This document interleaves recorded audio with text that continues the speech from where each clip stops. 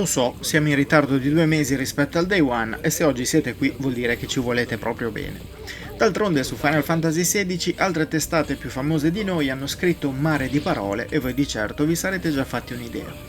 Però ecco, visto che questa saga la conosco dalle origini, qualcosa da dire ce l'avrei anch'io. Quindi vediamo insieme cosa mi ha dato questo Final Fantasy così trasformato nello stile e nella sostanza. Prima di continuare, se vi piacciono i nostri video, vi ricordiamo di iscrivervi al canale e di attivare la campanella per essere sempre aggiornati sui nostri contenuti. Dai trailer e dai gameplay avevamo capito da un pezzo che Final Fantasy XVI sarebbe stato molto diverso da qualsiasi altro capitolo, eppure un bel po' di sorprese non sono mancate. Partiamo dalla storia. Se avete visto la serie TV Game of Thrones, sappiate che il nuovo capitolo prende a piene mani da quel tipo di fantasy medievale e da alcuni personaggi. In mezzo ad intrighi politici tra regni trovano spazio scene sanguinose, altre piccanti, qui mascherate ma non troppo, e il linguaggio scurrile. Tutti elementi inediti per un qualunque precedente capitolo che si ritrovano inaspettatamente in scena durante le primissime fasi dell'avventura.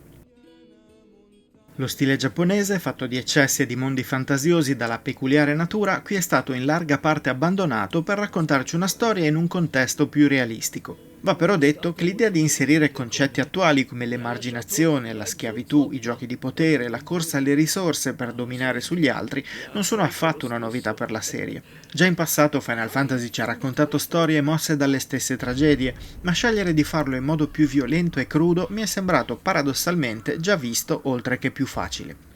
C'è chi preferisce una narrazione dove morte e sangue abbondano, ma l'idea che si sia scelto questo approccio per raggiungere il pubblico che ha seguito la serie HBO è palese. Detto ciò, la storia di Clive Rosfield sa come coinvolgere, ma deve fare i conti con alcuni inciampi. Il primo è caratterizzato da cali di ritmo frequenti, in cui si va in giro per il mondo di Valistea e si parla con NPC poco sviluppati. Si combatte anche un po' nel mentre, ma tra meccaniche semplici e aree circoscritte molto lineari si procede con il pilota automatico.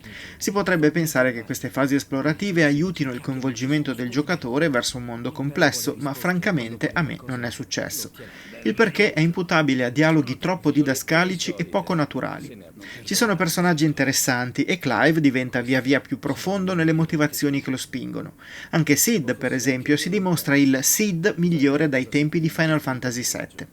Eppure manca la classe nella scrittura che si può trovare in altre grandi produzioni, come per esempio i semplici, tra virgolette, dialoghi tra Kratos e Atreus in God of War. Hanno investito molto per descrivere i luoghi e chi muove guerra a chi, ma quando serve un compendio in-game per spiegare che succede, si rallenta troppo il flusso del gioco, specie se poi quel gioco vuole essere un action. La situazione migliora quando Final Fantasy ricomincia a fare il prodotto giapponese che dovrebbe essere, con la magia che la fa da padrona e con le invocazioni, qui chiamate Eikon, che occupano lo schermo. Quando i personaggi si trasformano per poi lanciarsi in combattimenti spettacolari, seppur dalla giocabilità basilare, si respira aria di Final Fantasy, per poi stridere di nuovo quando vediamo cavalieri realistici salire in groppa ad un chocobo. La storia quindi funziona a momenti alterni, in cui solitamente abbiamo una fase lenta e poco interessante che poi pian piano migliora fino a portarci davanti ad un momento spettacolare che colpisce. Terminato quello, eccoci di nuovo in quella fase di calma piatta in attesa del climax. Nella fase più lenta, che vorrebbe farci approfondire il mondo, sono presenti anche le missioni secondarie. Queste sono prevalentemente quest di raccolta ed eliminazione mostri, ossia le missioni che solitamente i giocatori amano di meno. In alcuni casi mettono in evidenza la condizione in cui versa il mondo di Valistea, ma nella stragrande maggioranza le ho completate più per completezza dell'esperienza che per reale desiderio o necessità. Arrivato fin qui non ho minimamente toccato il cambiamento più palese di Final Fantasy XVI, ossia il passaggio da JRPG a turni ad action adventure puro. Già in passato ci sono stati Final Fantasy più action, ma le missioni principali più importanti qui si giocano proprio come i livelli di un gioco arcade e sono anche rigiocabili da specifiche lastre in modalità appunto arcade. Spesso anche noi in redazione lo avevamo paragonato ad un Devil May Cry, ma la realtà dei fatti è piuttosto diversa e semplificata. Pad alla mano, i combattimenti di Final Fantasy XVI si possono dividere in due categorie in base al fatto che il nemico davanti a noi sia piccolo o grande. I primi hanno solo una barra dell'energia da svuotare, mentre i secondi hanno anche quella del vacillamento. combattere contro i primi è di una facilità disarmante. Solitamente vi basterà eseguire 4 attacchi standard seguiti dalla magia che funge da finisher per farli cadere a terra. Mentre sono al suolo ripremerete il tasto di attacco standard per eseguire un potente colpo e se sono ancora vivi ripeterete da capo. La loro aggressività è relativamente bassa e spesso potrete eliminare un nemico alla volta per vincere la battaglia.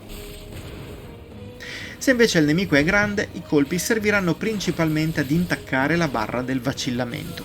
Arrivata a metà, il nemico avrà un piccolo momento di stordimento, mentre esaurendola potrete godere di una decina di secondi in cui sarà più vulnerabile ai colpi e in cui dovrete concentrare anche gli attacchi più potenti offerti dall'Eikon che avrete equipaggiato al momento. Clive potrà averne fino a 3 contemporaneamente, scambiabili al volo durante la lotta, ma spesso l'azione più importante contro questi nemici, compresi i boss, sarà schivare e contrattaccare. Dalla vostra avrete presto anche qualche alleato che si muove in totale autonomia e il cagnolone Torgal, che potrà per esempio lanciare in aria i nemici più leggeri ad un vostro comando per aprirli ad una combo aerea. Le possibilità quindi ci sono, anche grazie a mosse sbloccabili per ciascun Eikon, ma spesso basterà usare quelle di base per avere la meglio. Quello che dovete tenere in considerazione è che Final Fantasy XVI, per aprirsi al pubblico meno esperto, sceglie di essere molto facile. Anche le situazioni più disperate ed esagerate alla fine si risolvono in scioltezza grazie a pozioni e gran pozioni, sempre sufficienti ad evitare un game over che a me non è mai comparso. Guidando solo Clive, tutta la gestione del party è stata eliminata, così come la gestione del proprio personaggio. Gli equipaggiamenti, per esempio, sono ancora presenti, ma hanno appena 2 statistiche da valutare. Se per esempio avete una spada con valore attacco pari a 100, costruendone una di valore 110 sarà ovviamente più potente e renderà inutile la precedente.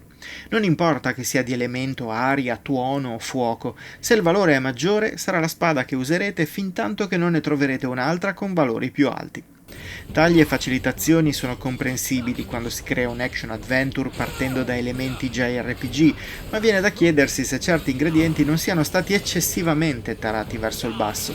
Mi viene in mente il recente Bayonetta 3, action anche più frenetico di questo, ma anche in grado di offrire una sfida notevole a chi la cerca tra oggetti, equipaggiamenti e trasformazioni. Il comparto tecnico di Final Fantasy XVI difficilmente può ricevere critiche, visto che l'hardware di PlayStation 5 viene usato a fondo. I combattimenti, per quanto semplici, sono pieni di effetti speciali e la fluidità, seppur non proprio fissa ai canonici 60 frame per secondo, si dimostra sempre all'altezza. L'ho giocato in modalità performance.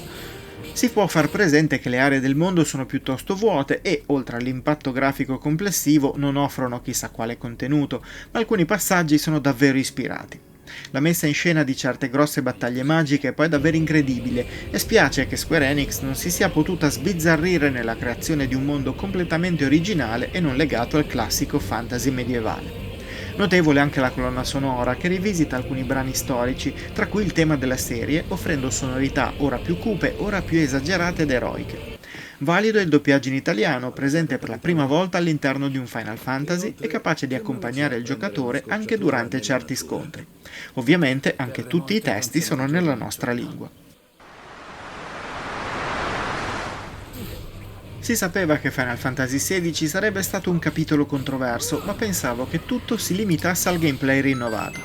Invece il capitolo con Clive Rosfield si rivela difficile da inquadrare su molti fronti. La narrazione, per esempio, soffre di alti e bassi molto evidenti, con picchi notevoli ed emozionanti, ma anche momenti che potevano essere tagliati per snellire l'incedere.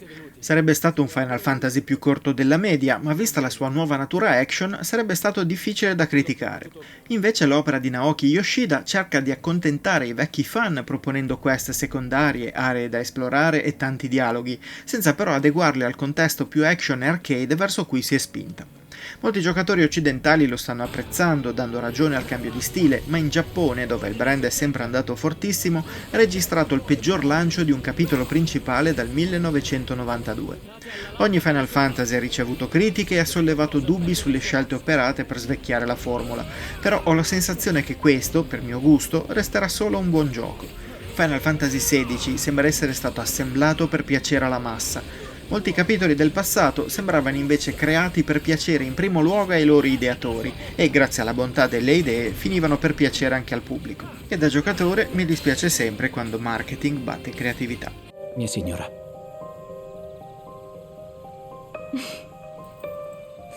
Buonanotte, Clive.